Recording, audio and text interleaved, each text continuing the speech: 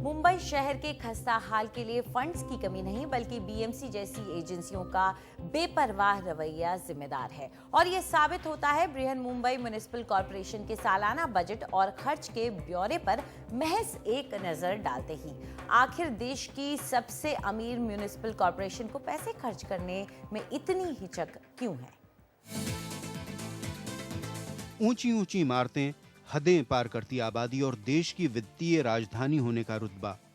कोई ताज्जुब नहीं कि मुंबई शहर शंघाई और हांगकांग से होड़ लेता दिखता है, लेकिन सच्चाई ये है कि यहाँ की बुनियादी सहूलतों का बुरा हाल है।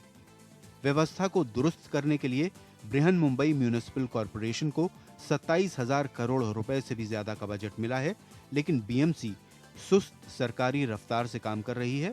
अब तक सिर्फ बजट का 28% हिस्सा खर्च किया गया है, जबकि मुंबई की व्यवस्था चरमरा रही है। लोगों की नजर से देखें तो उन्हें समझ में नहीं आता कि ऐसा क्यों हो रहा है।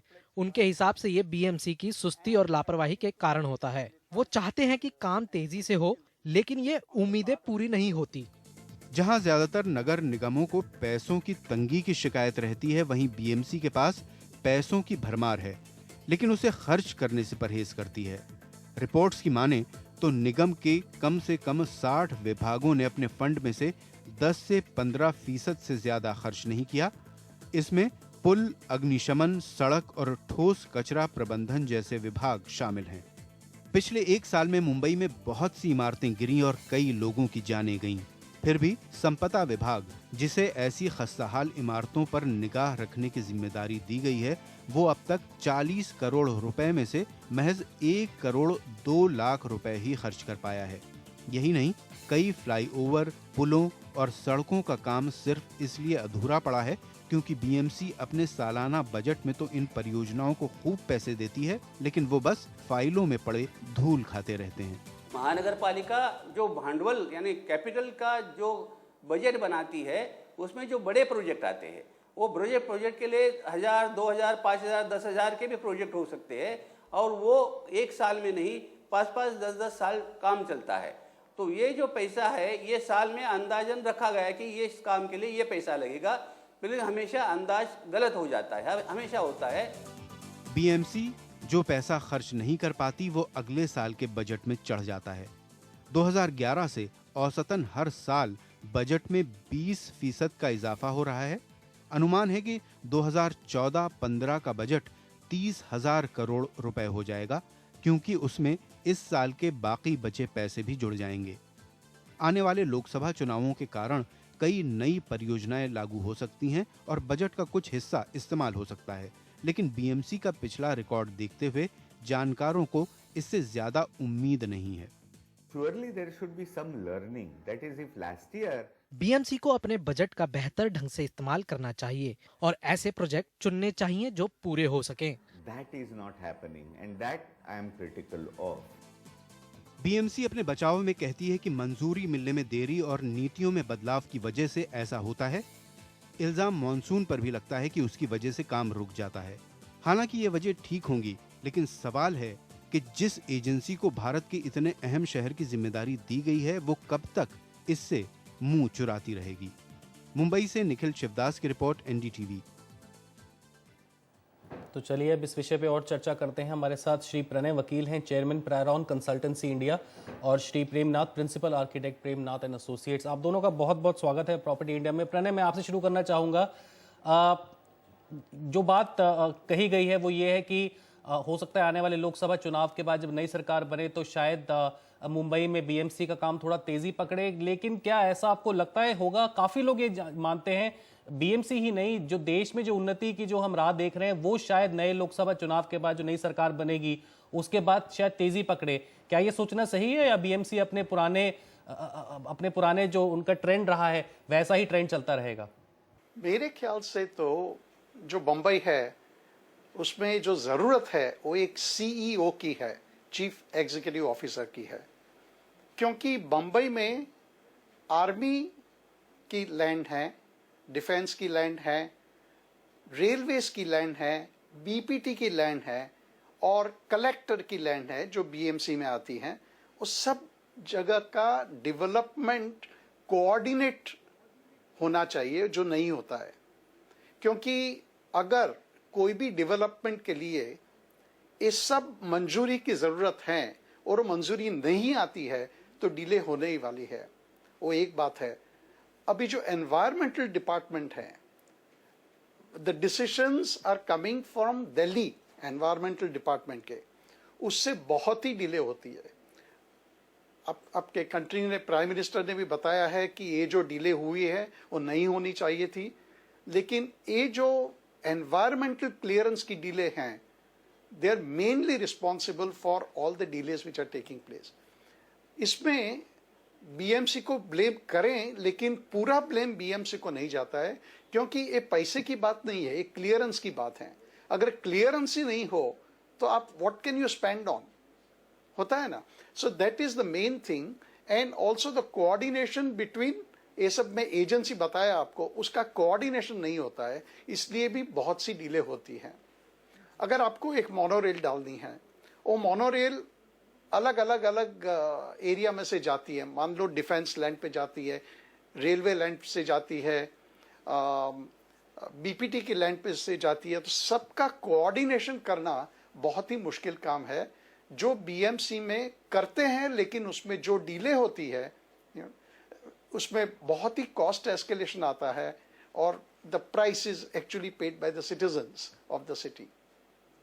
तो बजट अब बढ़ने वाला है, 32,500 करोड़ होने वाला है, 27,000 से बढ़ करके। तो प्रेमनाथ जी, आपसे जानना चाहेंगे कि जो बात प्रणय ने कही कि शायद प्रॉब्लम ये है कि क्लियरेंसेस नहीं मिल पाती हैं, वो कहाँ तक सही बैठती है, खास करके जब उन बातों को देखें, जब बात आती है स्टॉर्म वाटर ड्रेन्स को ठीक करने की, या कुछ और बेसिक सुविधाएं सीवेज की होती हैं, वो सब नहीं, जो बेसिक चीज़ें होती हैं एक शहर की, वही जब आपका शहर आपको नहीं दे पाता है। पहले तो बताऊं आपको, बजट के बारे में आपको थोड़ी गलतफहमी है। जितने भी बजट बने हैं हर साल, लास्ट 10 साल से बने हैं, वो एस्टिमेटेड बजट है। अगर 27,000 करोड़ का बजट है तो उसका असली बजट जो होता है 20,000 का बनता है, क्योंकि इतनी रिकवरी नहीं होती म्यूनसिपलिटी को। अगर 32 का बजट बनेगा तो एक्चुअली रिकवरी 22,000 की होगी। दूसरी बात यह है कि उसमें से 75% पैसा खर्च होता है म्यूनसिपलिटी की सैलरी में और मेंटेनेंस में, ऑपरेशन और मेंटेनेंस में। खाली 25% पैसा बचता है प्रोजेक्ट करने के लिए, काम करने के लिए, जिसको बोलते हैं कैपिटल कॉस्ट के लिए। उसमें आपके स्कूल बनाए, पाठशाला बनाए, रोड बनाए, पानी की लाइन डाली, कुछ भी करें, उस 25 में 10% खर्च होता है। इसका मतलब खाली पूरा 10% पहले खर्च होता है पूरे पैसे में से, बाकी 15% अगले साल मान दिया जाता है कि वो एस्केलेशन में चला जाएगा। पर ये कमाल की बात है, इतना पैसा होने के बाद में भी ये सब क्यों नहीं हो रहा है, और बॉम्बे नगरी गंदी होती जा रही है, ख़राब होती जा रही है। मैं कितने सालों से बॉम्बे में रहता हूँ, बॉम्बे बहुत सुंदर था, बॉम्बे के ऑफिसर लोग भी बहुत अच्छे हैं, वहाँ काम करने वाले हैं, लेकिन मेरे ख्याल लगता है कि पॉलिटिकल जो उनको सपोर्ट होना चाहिए। पैसा उनके पास बहुत है, छोटी छोटी बातें हैं, स्कूल है, पाठशाला है, हेल्थ है, हाइजीन है, पब्लिक बाथरूम्स हैं, स्कूल के बच्चों के लिए जो उनकी फैसिलिटीज होनी चाहिए, रोड सफाई होनी चाहिए, हेल्थ मतलब बॉम्बे नगरी को सुंदर रखने के लिए आप किसी को परमिशन नहीं चाहिए, उसके लिए सफाई रखने की किसी को परमिशन नहीं चाहिए आपके। आप रोड टूट फूट जाते हैं, don't need permission for that. ये काम तो ऐसा है कि थोड़ा बहुत सपोर्ट चाहिए पॉलिटिकल का, ये बहुत अच्छी तरह से काम हो सकता है। बॉम्बे नगरी में इतना पैसा उनके पास ऑलरेडी है और सरप्लस पैसा उनके पास है, वो चाहे तो 1-2 साल के अंदर बॉम्बे को सुधार सकते हैं। प्रेम साहब, क्या आप भी मानते हैं कि कोई एक अलग अलग एजेंसियों को जोड़ने के लिए शायद एक ऊपर, जैसे वो कह रहे हैं कि सीईओ को बिठाना चाहिए जो कि सबके साथ कोऑर्डिनेट कर सके, क्या ऐसे किसी नोडल पोजीशन की जरूरत है? नहीं साहब, ऐसा है, मैंने कहा म्यूनसिपलिटी के स्टाफ के लोग काफ़ी होशियार लोग हैं, थोड़ा सा उनका आपस में मेल जोल होना चाहिए। जैसे अभी आपने शुरू किया है अवेयरनेस लाने के लिए, पब्लिक थोड़ा सा उनके साथ थोड़ा उनको वो प्रेशर डालेगी उसके ऊपर, तो वो कर सकते हैं। इसमें कोई बात बड़ी बाधा वाली बात नहीं है, कोई बड़ी ज़रूरत नहीं है परमिशन की, ये परमिशन लाओ, वो परमिशन लाओ, वो खुद इतने मजबूत है। मैं ही सरकार हूँ, मैं ही मेयर हूँ और मेरी सिटी को मैं सीख नहीं कर सकता हूँ, ये तो मेरे में कुछ कमी है ना, इसका मतलब क्या हुआ? ये सब बहानाबाजी है। चाहें तो बहुत कुछ कर सकते हैं, थोड़ा सा उनको सपोर्ट चाहिए, इंटरनल सपोर्ट चाहिए। उनको थोड़ी कट करना चाहिए, पहले फॉर्मेलिटी बहुत करते हैं ये लोग। छोटा डिपार्टमेंट में गए, यहाँ गया, यहाँ गया, यहाँ गया, वो आरटीए के चक्कर में लोग डरते हैं पैसा खर्च करने के लिए, टेंडर करो, ऐसा करो, वैसा करो। वो सिंपलीफाइड सिस्टम किया जाए, ज़्यादा पैसा खर्च करके काम कर सकते हैं, बहुत मुश्किल बात नहीं है। कोई भी प्राइवेट कॉर्पोरेशन काम कर सकती है, तो ये क्यों नहीं कर सकती? सबसे बड़ी कॉर्पोरेशन है इंडिया की, इसमें इतना अच्छा स्टाफ है इनके पास, बड़ी आसानी से काम सुधार सकते हैं। थोड़ा सा इनको मेरे ख्याल पुश चाहिए, थोड़ा सा मैं भी एक अच्छा लीडर चाहिए, एक बड़ा उनको सीईओ चाहिए, कोई आदमी ऐसा चाहिए जिनको अथॉरिटी दी जाए।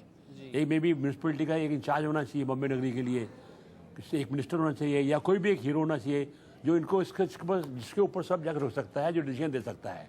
राउंड अबाउट जाने के बजाय एक ही आदमी को फैसला दे उसके ऊपर, 1-2 साल के अंदर बॉम्बे नगर बहुत सुंदर बन सकता है। बड़ी मुश्किल बात नहीं है जी। क्या अगर हम एक सीएजी ऑडिट की बात करें तो क्या वो एक समाधान है? मैं जानता हूं कि सिस्टम में खराबी है, सीओजी ऑडिट शायद ना इतना कारगर हो पाए, लेकिन मुझे याद है 2012 में एक ऑडिट हुआ था जिसमें कुछ एक रोड कंस्ट्रक्शन प्रोजेक्ट को लेकर काफी सवाल उठाए गए थे, एक्सेस बिलिंग की बात की गई थी। तो अगर एक सीएजी ऑडिट बैठता है बीएमसी पे तो क्या वो कुछ हद तक ये इश्यूज पिन पॉइंट कर सकता है कि इस प्रॉब्लम कहां पर आ रही है? ये जो ऑडिट है is the end of the transaction. अगर आपने कुछ इंप्लीमेंट किया तो फिर वो ऑडिट को जाता है और ऑडिट उस पर डिसाइड करती है कि सही से खर्चा हुआ है कि नहीं। लेकिन हम जो बात कर रहे हैं वो प्लानिंग की बात कर रहे हैं, प्रोजेक्ट की बात कर रहे हैं। इसमें ऑडिट नहीं आता है।